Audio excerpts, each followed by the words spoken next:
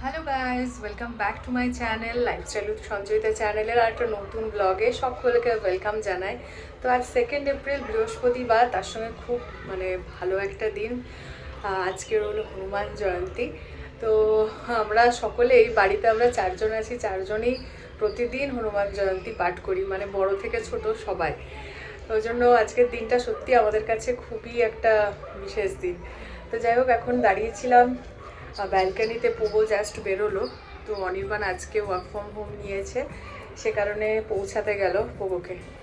চলো, আমি আনতে যাব 12টা সাড়ে বারোটা নাগাদ। তার আগে আজকে তো পুজো করব, আর বাড়িতে যেটুকু আয়োজন রয়েছে, এখানে তো মন্দিরে তো জানোই, আমি বুঝে গেছি আর কি ভালো করে, যে এখানে মন্দিরে কি হয় আর কি, কোনো অ্যারেঞ্জমেন্ট করে পুজো করতে যাওয়ার কোনো মানেই হয় না, আলটিমেট রেজাল্ট সেটা হয় 0। তাই বাড়ি থেকেই, আমার বাড়িতেই বিগ্রহ ফটো রয়েছে হনুমানজির, তো সেখানেই একটু ফুল দিয়ে গেরুয়া সিঁদুর দিয়ে প্রসাদ দিয়ে একটু পুজো করব। চলো আপাতত যাই, সকাল সকাল কাজকর্মগুলো চুকাই, দিয়ে পোগোকে নিয়ে আসবো। পোগো খুব ভালো হনুমান চালিসার যে প্রথম 10টা লাইন রয়েছে সেটা খুব ভালো বলে আর কি, সে কারণেই আমি ঠিক করেছি ওকে নিয়ে আসি, তারপর স্নান টান সেরে একসাথে পূজা করবো আজকে। চলো। আমি তো ভুলেই গিয়েছিলাম এই দুদিন পোগো 11:30টায় ছুটি। যাই হোক, চলুন, মোটামুটি টাইম থাকতেই পৌঁছে গেছি। আমার এই স্কুলের একটা ব্যাপার খুব ভালো লেগেছে, যেটা হলো প্রত্যেকটা স্টুডেন্টকে এক্সট্রা ক্যারিকুলার অ্যাক্টিভিটিতে পার্টিসিপেট করানো হচ্ছে ম্যান্ডেটারি। সে ড্রয়িং বলুন, ডান্সিং বলুন, সিঙ্গিং বলুন, খেলা বলুন, যোগা বলুন, অনেক ধরনের এক্সট্রা ক্যারিকুলাম অ্যাক্টিভিটি রয়েছে, যেখানে প্রত্যেকটা বাচ্চাকে পার্টিসিপেট করতে হয়। যাই হোক, এখানে মোটামুটি পোগো একটু খেলে নিক, তারপরে চলুন বাড়ি যাই। স্নান টান সেরে বসে গেছি পূজায়। পোগো আজকে এখন দাঁড়িয়ে দাঁড়িয়ে আগে দেখছে মাম্মা কেমন করে পূজা করছে, ঠিক সেইভাবেই পোগো তারপরে শুরু করবে ওর পূজা। শ্রী গুরু চরণ সরজ রজ নিজ মন মুকুর সুধারি বরণ রঘুबर विमल जो सुजो दाची फलचारी बुद्धिहीन तनु जानिके सुमिरो पवन कुमार बल विद्या बुद्धि रहो मोहे हर हो कलेश विकार।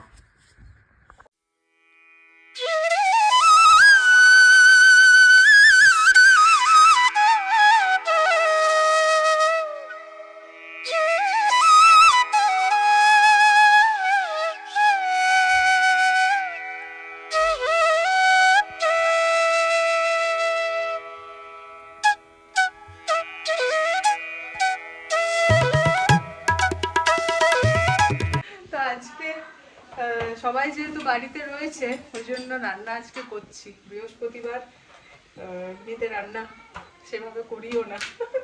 তো পাবদা মাছ এনেছিলাম। পাবদা মাছের সর্ষে দিয়ে পাবদা মাছ করব, ডাল হবে, আলু পোস্ত হবে, আর করলা সামথিং, করলা দেখছি আছে ফ্রিজে, ওটা দিয়ে কিছু একটা বানাবো। এই হলো ব্যাপার। চলো এবারে ঝটফট লেগে পড়ি কাজে। আমরা একটু দেরিতে খেলেও, যেহেতু ব্রেকফাস্টটাও লেটে হয়েছে, আর হেভি ছাতুর পরোটা বানিয়েছিলাম, হেভি ব্রেকফাস্ট হয়েছে। কিন্তু পোগো স্যান্ডউইচ খেয়েছে সেই স্কুলে অনেকক্ষণ আগে, সেই 10:30 11টার সময়। তো ওর খাবার সময় হয়ে যাবে, ওর যেটা যেটা খাওয়ার সেগুলো একটু ঝটফট ফার্স্টে করে দিচ্ছি।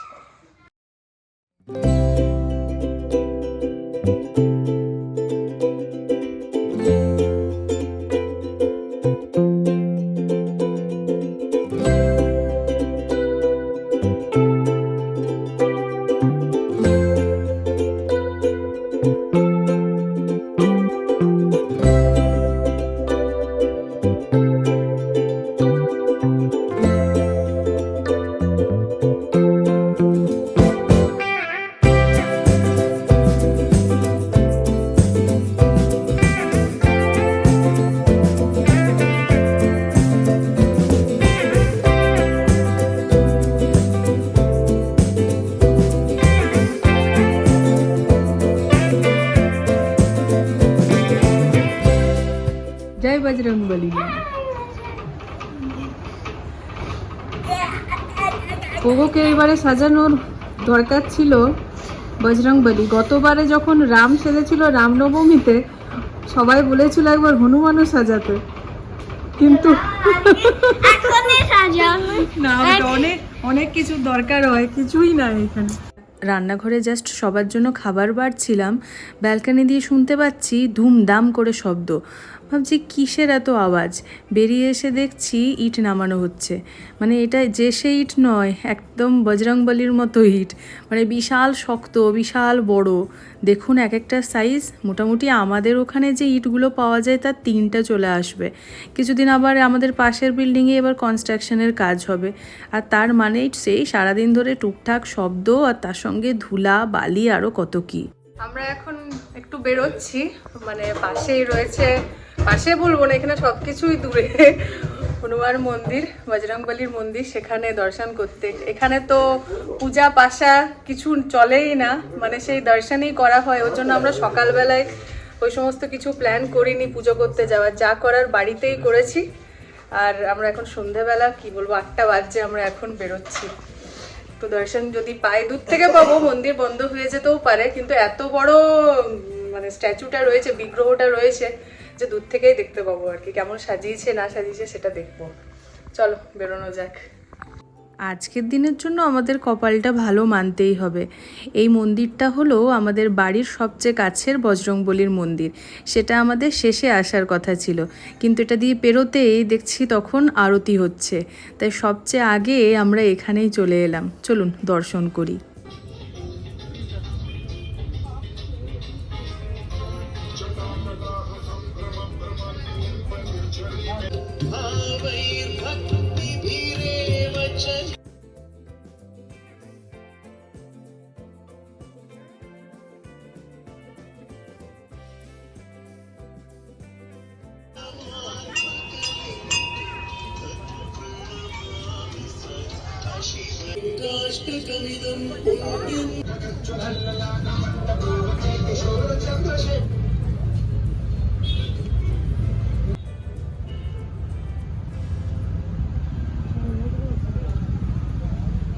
দর্শন করে যতক্ষণে বাইরে বেরিয়ে এসেছি, দেখছি অনির্বাণার পোগোর প্রসাদ খাওয়া হয়ে গেছে। যাই হোক, আমাদের প্রসাদও পেয়ে গেছি আমরা। এবারে আমরা যাব আমাদের পরবর্তী গন্তব্যে। যদিও বা জোজোর জানা ছিল না আমরা যাওয়ার সময় এই মন্দিরটাতে দাঁড়াচ্ছি। ও আলাদা স্কুটিতে আসছিল, তো ও কিছুটা পথ এগিয়ে গেছে, তাই ওকে বললাম সেই বড় যে হনুমান মন্দিরটায় আমাদের যাওয়ার কথা, সেখানেই গিয়ে ডিরেক্ট দাঁড়াতে।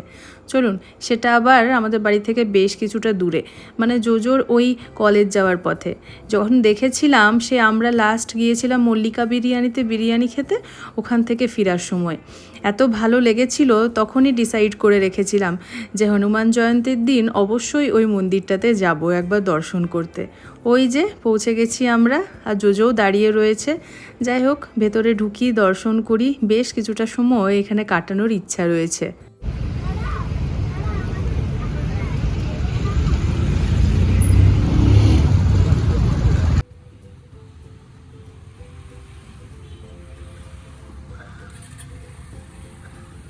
মন্দিরের ভেতরে যে শুধুই বিশাল বড় হনুমানজির মূর্তি রয়েছে সেটা কিন্তু নয়, তার সঙ্গে মানানসই বিশাল বড় আর বিশাল ভারী একখানা ঘণ্টাও রয়েছে।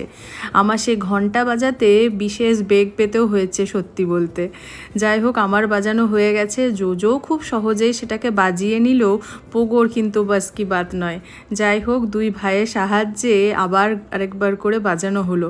মজাও লাগছে বাজাতে, এত বড় ঘণ্টা এইভাবে বাজানো সত্যি। তারপরে চলুন বিশাল আকৃতির সেই হনুমানজির দর্শন করি মন ভরে।